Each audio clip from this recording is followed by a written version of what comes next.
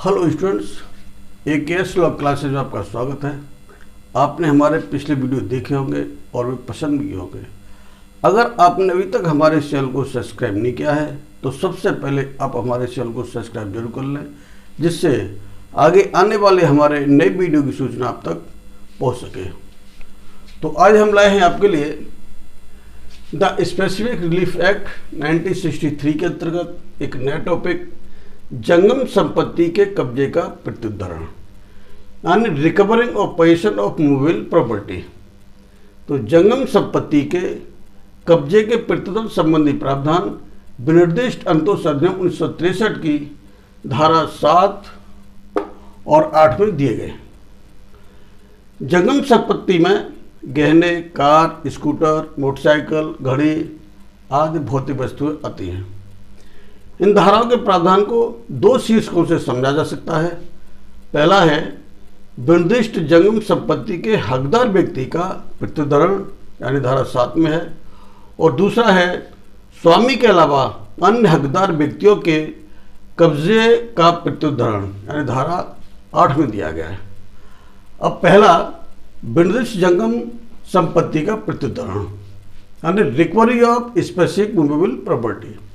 इस अधिनियम की धारा 7 में प्रावधान है कि जो कोई व्यक्ति किसी विनिर्दिष्ट जंगम संपत्ति के कब्जे का हकदार है, वह सिविल प्रक्रिया संहिता 1908 के उपबंधों के अनुसार कब्जे को प्रत्युद्धरण करा सकेगा। उदाहरण के लिए ए ने बी से 15,000 रुपये उधार लिए और सोने की चैन गिरवी रख दी। ए ने 15,000 रुपये का ऋण ब्याज सहित चुका दिया, परंतु वी ने ए को सोने की चैन वापस नहीं लौटाई। ऐसी स्थिति में ये सोने की चैन के कब्जे के प्रत्युद्धरण के लिए धारा 7 में वाद दायर कर सकेगा। यहाँ दूसरा उदाहरण है, ए ने बी को अपना स्कूटर रिपेयरिंग के लिए दिया। ए ने रिपेयर किए जाने का खर्चा बी को दे दिया, लेकिन बी ने ए को उसका स्कूटर वापस नहीं लौटाया। ऐसी स्थिति में ए धारा 7 के अधीन वाद दायर कर स्कूटर के कब्जे का प्रत्युद्धरण करा सकेगा। विनिर्दिष्ट जंगम संपत्ति के प्रत्युद्धरण का बाद सिविल प्रक्रिया संहिता 1908 की अनुसूची L में दिए गए प्रारूप संख्या 32 के अधीन दायर किया जा सकेगा तथा उसकी प्रक्रिया आदेश 20 नियम 10 के अधीन अपनाई जाएगी। आगे इसमें है, क्या न्यास संपत्ति का प्रत्युद्धरण हितग्राही यानी बेनिफिशियरी करा सकेंगे? धारा 7 का स्पष्टीकरण एक कहता है कि न्यासी ऐसी जंगम संपत्ति के कब्जे के लिए इस धारा के अधीन वाद ला सकेगा जिसमें कि फायदाप्रद हित का वह व्यक्ति हकदार हो जिसके लिए वह न्यासी हो।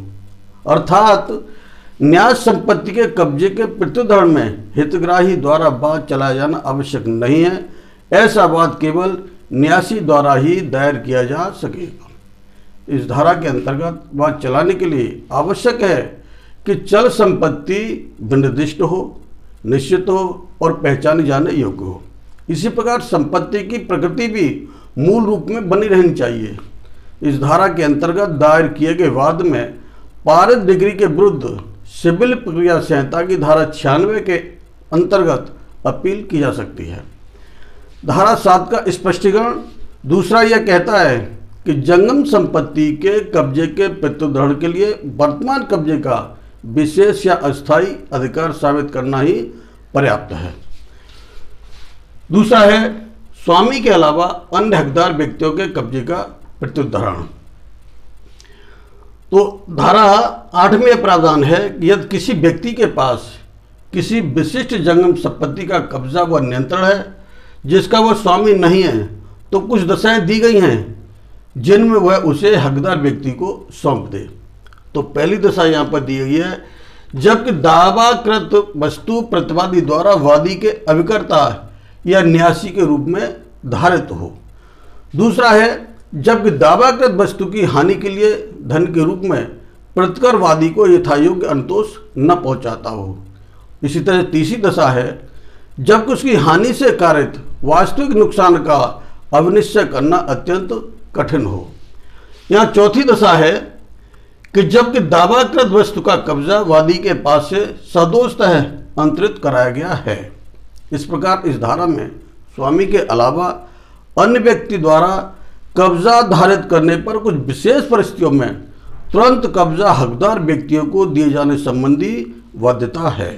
ठीक है, तो ये टॉपिक पूरा हो गया है। आगे मिलेंगे नए वीडियो में नए टॉपिक के साथ।